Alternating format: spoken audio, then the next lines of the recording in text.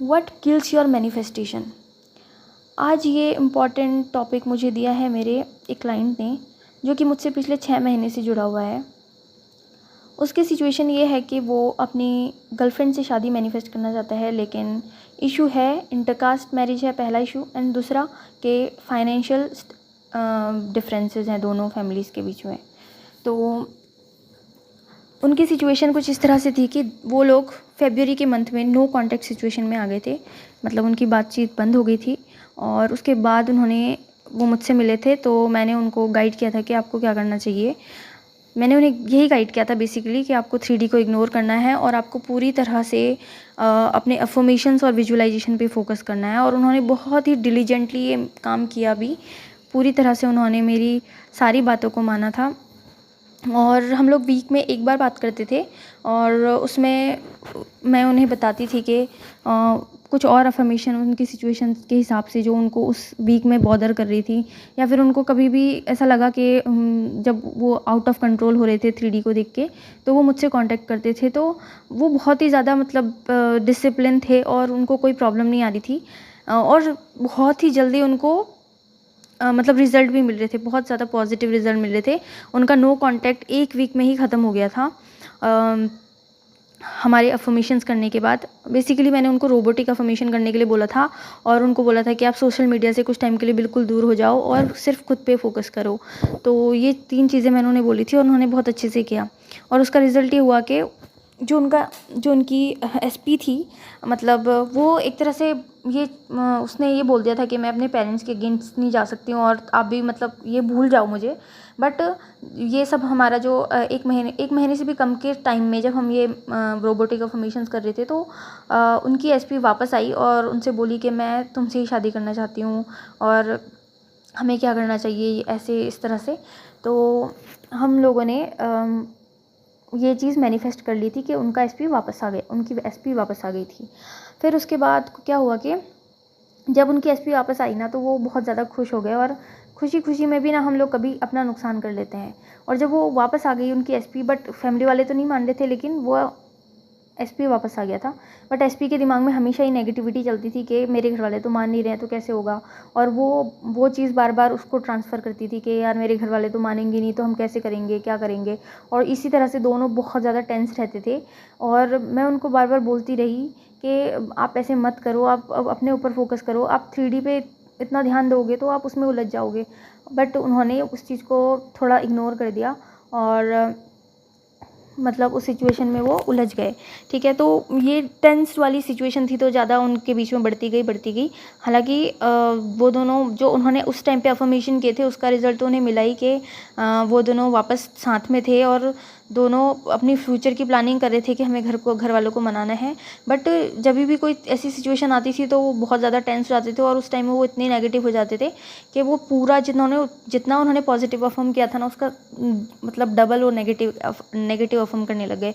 तो उस टाइम पे फिर उसके बाद फिर एक ऐसी सिचुएशन आई कि फिर उनका ऐसे कुछ झगड़ा जैसा हो गया, और फिर से वो अलग हो गए। फिर से उसकी एसपी ने उनको बोल दिया कि क्या कहते हैं, कुछ नहीं हो सकता, और मैं तो अपने पेरेंट्स के अगेंस्ट नहीं जाऊंगी, बस ऐसे हो गया। फिर उसके बाद वो मेरे पास वापस आए, और फिर से मैंने उनको मतलब कुछ अफर्मेशंस दिए, और मैंने उनको बोला कि बस आप इन पे स्टिक रहो। और जब हम किसी एसपी को मैनिफेस्ट कर रहे होते हैं ना, तो उस टाइम पे हमें ये नहीं भूलना, ये चीज़ पे बहुत फोकस करना चाहिए कि वो हमारी हैप्पीनेस नहीं है। हम इनफ हैं, हम अपने आप में काफ़ी हैं, और हम उस इंसान के लायक हैं, हम इस रिश्ते को संभाल सकते हैं। हमें ये रिश्ता सिर्फ एक नीड के लिए नहीं चाहिए, हम चाहते हैं उसे, हम प्यार करते हैं, और हम चाहते हैं कि हमारा प्यार हमारे पास रहे। तो उस वक्त हमें ना बहुत पॉजिटिव रहने की ज़रूरत है, हमें खुद का ख्याल रखने की ज़रूरत है। तो उस टाइम पे मैंने उन्हें यही सब बताया, और हम लोग वीक में बहुत 3-4 बार एटलीस्ट बात करते थे। और तो जब उन्होंने मुझे ये सब बताया कि मतलब फिर से नेगेटिव सिचुएशन आ गई है, तो मैंने उनको बस यही बोला कि आप इस बार अपने आप पे फोकस करो, और बिल्कुल भी एसपी की ओर ध्यान ही मत दो, और बस अपने अफर्मेशंस पे ध्यान दो, आप अपनी इनर वर्ल्ड पे ध्यान दो। आप जो चाहते हो, जो अफर्मेशन मैंने उनको दिए हैं, आप उसी को रिपीटेडली विजुलाइज करो। Sorry for the fumbleness in my voice. तो मैंने उन्हें बोला कि आप बस रिपीटेडली ये अफ़र्मेशंस को बोलो और इस सीन को विजुअलाइज़ करते जाओ। और हालाँकि वो बहुत डिसिप्लिन थे, तो उनको बस थोड़ा-सा एक सपोर्ट चाहिए था और उन्होंने बहुत ही अच्छे से किया। और उसका रिज़ल्ट ये हुआ कि उनकी फ़ैमिली में कुछ मेंबर्स जो थे वो मान गए कि ठीक है, आप शादी कर लो और हम आपके साथ हैं। ठीक है। तो जब ये चीज़ हुई तो फिर दोनों बहुत खुश थे, दोनों, मेरा क्लाइंट भी और उसकी जो एसपी है, दोनों, और दोनों हैप्पीली मतलब रह रहे थे, है ना। तो 3-4 महीने का टाइम हो गया, फिर मेरा उनसे थोड़ी बात होना बंद हो गया, क्योंकि इज़ अ सक्सेस स्टोरी कि फैमिली के कुछ लोग मान गए हैं, बट 1-2 लोग नहीं मान रहे थे। तो वो उस वक्त इतना कॉन्फिडेंट थे कि हम मना लेंगे, ठीक है। तो फिर हमारी उनसे बात होना बंद हो गया था। बट अभी अचानक से आज ही मुझे दिन में उनका फ़ोन आया और उन्होंने मुझे बताया कि फिर से वही सिचुएशन हो गई है कि जो सपोर्ट भी कर रहे थे वो वापस से नेगेटिव हो गए हैं। अब ऐसा उनके साथ बार बार क्यों हो रहा है, इसका आंसर मैं आपको इस वीडियो में देना चाहती हूँ। और ये वीडियो आप सबके लिए भी एक सीख हो सकती है कि जब हम मैनिफेस्ट कर रहे होते हैं ना, जो हम सोचते हैं वही हमारे सामने आता है। हमारे थॉट्स ही हमारा भाग्य बनाते हैं। ये चीज़ आपने बहुत बार सुनी होगी, ठीक है। और ये सच है, जब आप बार बार किसी चीज़ को बोलते हो, बार बार किसी चीज़ को सोचते हो, तो वो चीज़ आपको सामने दिखती है। कभी कभी होता है कि हम कुछ नेगेटिव भी सोच रहे होते हैं और बहुत डर के सोच रहे होते हैं, वो भी चीज़ हो जाती है। तो आपको ना हमेशा अपने थॉट्स पे को ध्यान में रखना होता है।